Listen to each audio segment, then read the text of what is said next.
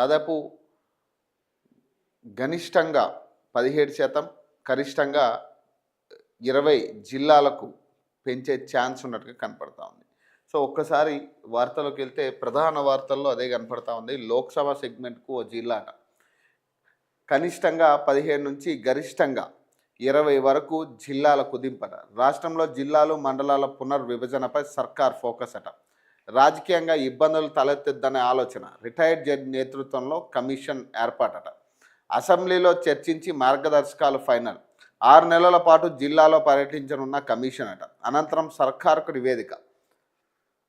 రాష్ట్రంలో జిల్లాలు, మండలాలు పునర్విభజనపై సీఎం రేవంత్ స్పష్టమైన ప్రకటన చేశారు. దీంతో ఇన్నాళ్లుగా కొనసాగుతున్న ఊహాగానాలకు తెరపడింది. జిల్లాలు, మండలాలు పునర్విభజన ఖాయమని స్పష్టమైంది. జిల్లాలు, మండలాలు, డివిజన్ల పునర్విభజనకు జ్యుడిషియల్ కమిషన్ను ఏర్పాటు చేస్తామని ముఖ్యమంత్రి ప్రకటించారు. గతంలో అశాస్త్రీయంగా జరిగిన జిల్లాలు, మండలాల ఏర్పాటుపై ఉద్యోగులు, అధికారులు, తెలంగాణ వాదుల నుంచి సైతం అసంతృప్తి వ్యక్తమవుతుంది.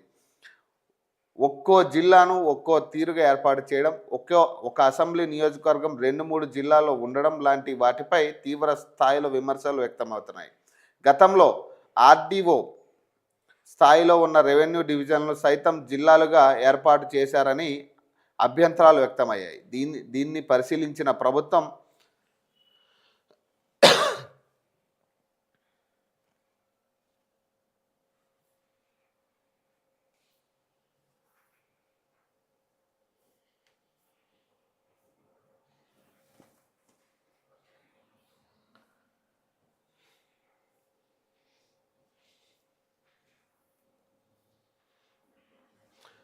రాష్ట్రంలో త్వరలో జిల్లాలు, మండలాల పునర్విభజనకు జ్యుడిషియల్ కమిషన్ ఏర్పాటు చేయనున్నట్లు సీఎం రేవంత్ రెడ్డి ప్రకటించారు. సుప్రీంకోర్టు లేదా హైకోర్టు రిటైర్డ్ జడ్జి ఇతర అధికారులతో కలిపి కమిషన్ ఏర్పాటు చేస్తామని తెలిపారు. గతంలో అశాస్త్రీయంగా జరిగిన జిల్లాలు, మండలాల విభజనకు ఒకే విధంగా ఉండేలా నిర్ణయం తీసుకుంటున్నామని, జ్యుడిషియల్ కమిషన్కు సంబంధించిన విధి విధానాలు, మార్గదర్శకాలను వచ్చే అసెంబ్లీ బడ్జెట్ సమావేశాల్లో అన్ని పార్టీలతో చర్చించి ఖరారు చేస్తామని తెలిపారు.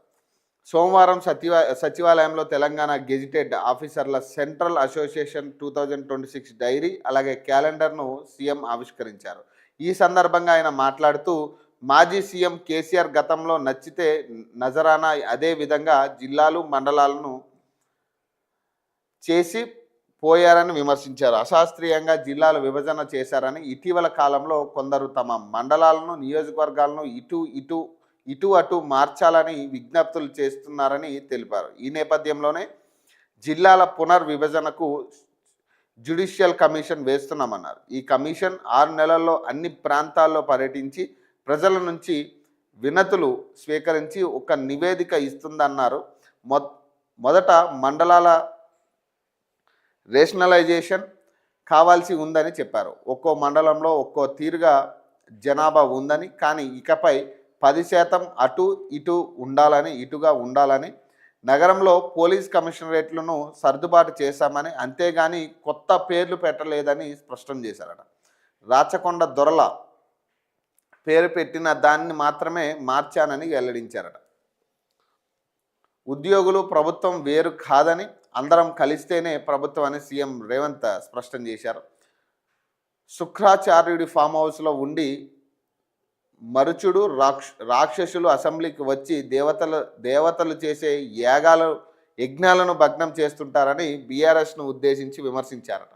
గత బీఆర్ఎస్ ప్రభుత్వం ఉద్యోగుల రిటైర్మెంట్ వయసును పెంచడంతో వారు కాంగ్రెస్ ప్రభుత్వం అధికారంలోకి వచ్చాక రిటైర్ కావడం మొదలైందని, దీంతో ప్రభుత్వంపై భారం పడిందని తెలిపారు. కాంట్రాక్టులకు 42,000 కోట్ల బిల్లు, సింగరేణి, విద్యుత్ సంస్థలకు ఇలా మొత్తం 1,00,000 కోట్లకు పైగా బిల్లులు గత బీఆర్ఎస్ ప్రభుత్వంలో పెండింగ్లో పెట్టిందని తెలిపారు. ప్రభుత్వానికి అన్ని రకాల ఖర్చులు, అప్పులు, బకాయిలు చెల్లింపులకు నెలకు 30,000 కోట్లు కావాల్సి ఉందని, అయితే ప్రభుత్వానికి నెలకు 18,500 కోట్లు మాత్రమే ఆదాయం వస్తుందని వెల్లడించారట. కొన్నిటిని పక్కకు పెట్టినా నెలకు కనీసం 22,500 కోట్లు ఖర్చు ఉందని వివరించారట. ఉద్యోగులకు డిఏ పెంపట.